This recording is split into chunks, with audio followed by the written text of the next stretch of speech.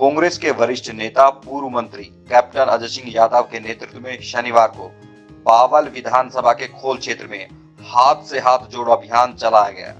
इस दौरान कैप्टन अजय सिंह यादव ने जहां केंद्रीय मंत्री राव इंद्रजीत सिंह के साथ भाजपा पर जमकर हमला बोला, वहीं पूर्व मंत्री डॉक्टर एमएल रंगा को बावल विधानसभा में विकास कार्य नजर नहीं आए। अब आपको दिखाते हैं कि खोल क्षेत्र में पहुंचे दोनों नेताओं ने किस तरह से सरकार को आड़े हाथों लिया। बता दें कि हाथ से हाथ जोड़ो अभियान के बहाने कांग्रेस के वरिष्ठ नेता कैप्टन अजय सिंह यादव जहां गुरुग्राम लोकसभा चुनाव की तैयारियों में जुटे हैं, वहीं डॉक्टर एमएल रंगा भी बावल विधानसभा में अपनी खोई जमीन की तलाश में लोगों के बीच जा रहे हैं। अब देखना होगा कि जिस तरह से ये नेता पसीना बहा रहे हैं, आने वाले समय में कितना कामयाब हो पाते हैं, ये जनता ही जवाब दे पाएगी। देखिए, राहुल गांधी जी की जो भारत जोड़ो यात्रा थी, उसके उपरांत जो है जो उन्होंने कांग्रेस का ग्राफ ऊपर उठाया है, तो ज़मीनी स्तर पर कार्यकर्ताओं से मिलने के लिए, आम व्यक्ति से मिलने के लिए, दुकानदार से, किसान से, मजदूर से, इनसे हाथ से हाथ जोड़ो कार्यक्रम चलाया गया है, जिसमें आज हमारे साथ हमारे भूतपूर्व मंत्री हैं एमएल रंगा जी, राजपाल जी, भाई हमारे चंद्रराज जी और दिनेश जी जो यहाँ के, और हमारे यहाँ के कई सरपंच थे गांव के। और खोल क्योंकि यहाँ का ब्लॉक हेडक्वार्टर है, हमने यहाँ जनता से कहा कि महंगाई कम हुई, तो उन्होंने कहा महंगाई कम नहीं हुई। गैस का सिलेंडर के दाम बढ़ा दिए, आपकी जीएसटी लगा दिया, आटा, दाल और दूध पर भी लगा दिया। बेरोज़गारी जो है वो चरम सीमा पे है, लोग जो हैं दर दर की ठोकरें खा रहे हैं, पेपर लीक हो जाते हैं, लेकिन जो है सरकार उसके बारे में कोई ठोस कदम नहीं उठाती है। भ्रष्टाचार, अडानी ने जिस तरीके से एलआईसी और स्टेट बैंक से लोन लिए और फर्जी कंपनियां बनाकर, और जब हाइडेनबर्ग कंपनी ने जब इस मामले को उजागर किया तो उनके शेयर नीचे गिर गए, जिससे आम आदमी को नुकसान पहुंचा। स्टेट बैंक ऑफ इंडिया और एलआईसी से इतना लोन ले रखा है जिससे आम आदमी की कमर टूट गई है। संवैधानिक संस्थाओं को बचाने के लिए हमने के लोगों से कहा कि आप लोग हमारी मदद कीजिए, कांग्रेस की मदद कीजिए। आज ईडी, सीबीआई, इनकम टैक्स से अभी कल जो है कविता जी जो हैं, जो बीआरएस के नेता हैं, उनकी लड़की लालू जी की जो बेटियां हैं, उनके 4 जगह छापे। इससे पहले अखिलेश जी के यहाँ सोनिया गांधी, राहुल गांधी जी को भी ईडी ने जो है तलब किया था। इसी तरीके से आपके पवार साहब हैं। तो ऐसा कौन सा नेता है विपक्ष का जिसको ये 2024 के चुनाव को देखते हुए ये प्रताड़ित ना कर रहे हो। इनका मकसद केवल एक ही है कि संवैधानिक संस्थाओं को दुरुपयोग करना। राहुल जी ने यही तो कहा है विदेश में जाके कि संवैधानिक संस्थाओं को दुरुपयोग किया जा रहा है। इलेक्शन कमीशन जो इन्होंने अपनी घर की मुर्गी जिसको बना लिया था, उसके बारे में चीफ जस्टिस ने फैसला दिया है कि सीजीआई खुद और विपक्ष के नेता और प्रधानमंत्री मिलकर अब बनाएंगे आगे से चीफ इलेक्शन कमीशन और इलेक्शन कमीशन। तो ये एक अच्छा कदम है, उसकी हम सराहना करते हैं। लेकिन अब तक तो 2025 में जाके होगा, चुनाव तो 2024 में होने हैं। उसी तरीके से निजीकरण है, रेलवे है, आपका बैंक है, एलआईसी है, एयरपोर्ट है, बंदरगाह है। केवल एक व्यक्ति सारे ठेके ले रहा है, अडानी। जिस तरह ईस्ट इंडिया कंपनी आई थी और इस देश में हुकूमत की थी, आज अडानी जो है इस देश में हुकूमत के ऊपर हुकूमत करने का प्रयास बैकग्राउंड से कर रहा है। एम्स के बारे में हमने जिक्र किया, हमने कहा भैया इसके लिए जिम्मेवार राव इंद्रजीत है। अभी हमने गांव की गलियां देखी खोल की, मुझे बड़ा अफसोस है कि बनवारी लाल जी यहाँ से मंत्री हैं, गलियों की इतनी बुरी हालत है, और इंद्रजीत जिम्मेवार हैं एम्स के लिए।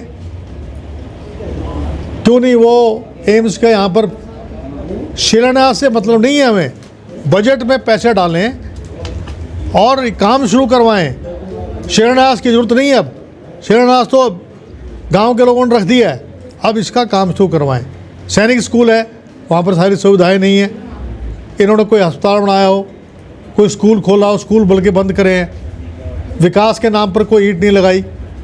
सरपंचों के ऊपर लाठीचार्ज, आपके पटवारियों पर लाठीचार्ज, आपके कर्मचारियों पर लाठीचार्ज, आपके जो आंगनबाड़ी वर्कर हैं, आशा वर्कर्स हैं, ऐसा कौन सा वर्ग है किसानों पर जो है जो न्यूनतम मूल्य आज तक उस पर कानून नहीं बनाया। अभी 5440 रेट है सरसों का और 4500 रुपये जो है इनसे वसूला जा रहा है जो व्यापारियों द्वारा, वो किसान लूट रहा है। तो आज महंगाई, बेरोजगारी, भ्रष्टाचार, संवैधानिक संस्था, इन सब के खिलाफ हम लोगों ने आज पूरे बाज़ार में से हमने पर्चे बांटे आज हमने और लोगों को अवगत कराया, और उसके पीछे हमने जो सरकार की सारी नाकामी है वो हमने बताई उनको। यही है कि 2024 में अगर सरकार हमारी बनती है केंद्र में, अग्निपथ योजना को समाप्त करेंगे और 15 साल के लिए जो पहले जवान जाते थे उसको हम बरकरार करेंगे। सबसे जो बड़ा जो उन्होंने फैसला मुद्दा है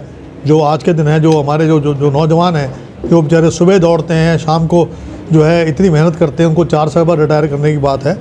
दूसरा, जातीय जनगणना ये भी करवाएंगे, जिससे कि जो गरीब से गरीब आदमी है, हर वर्ग में गरीब आदमी है, उसके बारे में पता लगे। EWS के अंदर आप तभी देंगे जब आपको पता लगेगा कि भाई उच्च जाति में गरीब कौन है। वो किससे पता लगेगा? वो कास्ट सेंसस से पता लगेगा, ये करवाएंगे। तो ये दो जो बातें हैं ये मैंने ऐड करनी थी। आपसे हाथ जोड़ो यात्रा चल रही है और इसका कितना फ़ायदा कांग्रेस को मिलेगा और कितने दिनों तक चलेगा? राहुल गांधी जी की पद यात्रा जो कन्याकुमारी से कश्मीर तक चली 3700 किलोमीटर, उससे भारतीय जनता पार्टी में बौखलाहट आ गई है और हताशा की स्थिति पैदा हो गई है और कांग्रेस के लोगों में एक उत्साह वर्धन हुआ है। हर जगह आवाज़ आने लगी कि अब कांग्रेस अच्छे उसमें आ गई है।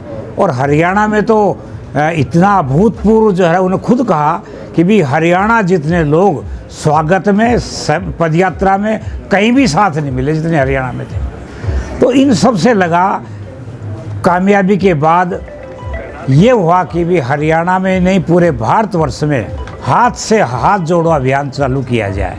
इसका मकसद ये है जाति, धर्म, संप्रदाय से ऊपर उठ करके सबको साथ लेकर के भारतीय जनता पार्टी जातिवाद को, संप्रदायवाद को, इनको बढ़ावा दे रही है और हम सबको एक साथ ले रहे हैं। और राहुल जी की यात्रा में हर पार्टी के लोग आए, हर जाति के, हर धर्म के, हर संप्रदाय के लोग आए। उसी बात को लेकर के हाथ जोड़ो अभियान की यात्रा में हम हर घर में जा रहे हैं, हर पार्टी के लोगों को साथ में साथ मिला करके साथ ले रहे हैं। और भारतीय जनता पार्टी की जो बेकायदगियाँ हैं, भ्रष्टाचार को कितना बढ़ावा मिला है, गैस के सिलेंडर क्या महंगाई हुई है, पेट्रोल डीजल का कितना भाव बढ़ा है और चरम सीमा पर बेरोजगारी का, प्राइवेटाइजेशन, अडानी का, बंदरगाह का, एयरपोर्ट का, आपका रेल का, हर चीज़ प्राइवेटाइजेशन। 45 बैंकों साथ 4 बैंक पर आ गए, ये सब प्राइवेटाइजेशन है। तो हमारे बेरोजगार लोग कहाँ जाएंगे? अग्निवीर योजना चला दी, 4 साल के लिए भर्ती करेंगे, 6 साल ट्रेनिंग देंगे, फिर लाइसेंस देकर बंदूक देकर भेज देंगे। यहाँ घर बैठे क्या करेंगे? अराजकता बढ़ेगी और एक ऐसा माहौल हो जाएगा जो बंदूक का प्रयोग करेंगे, जो लूट मार बढ़ जाएगी। तो वो कहाँ जाएंगे? उनका जीवन खराब हो जाएगा, वो जो है ओवरेज हो जाएंगे। तो ये बेरोजगारी को बढ़ावा देना है। और कांग्रेस पार्टी ने जैसा किया है, हर गांव में 300 लोग ऐसे हैं जिनके या तो पेंशन भी कटी है, आयुष्मान के कार्ड कटे हैं, BPL परिवारों के ख़त्म हुए। तो हर लोग हमें मिल करके कह रहे हैं, सुबह उठते ही हर गांव में 200 से 300 आदमी ऐसे हैं जो भारतीय जनता पार्टी की सरकार को उठते ही गाली देना शुरू करते हैं।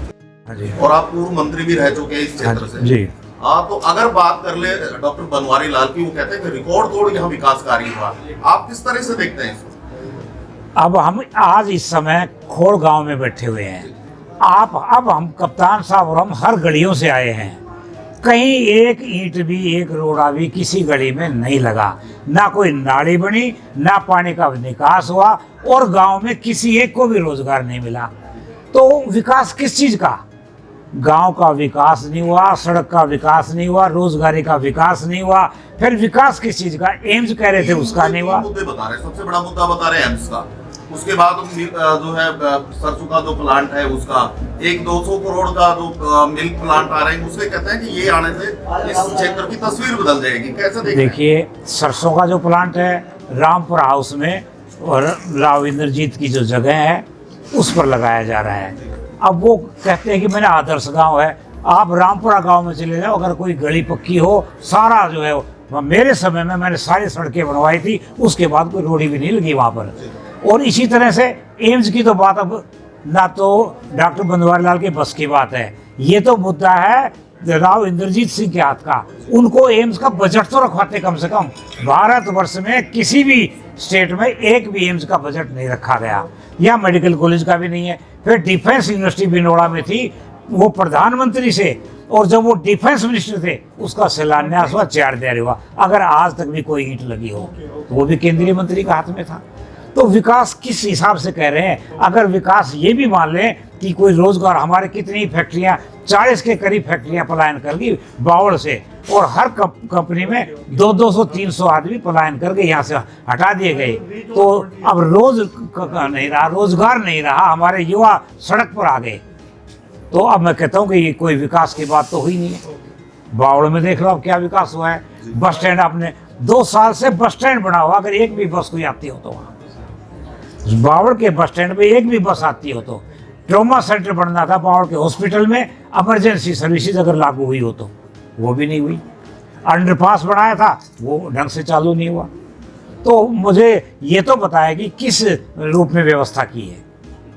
तो कहने की बातें और है, लेकिन धरातल पर तो कुछ भी विकास नहीं हुआ।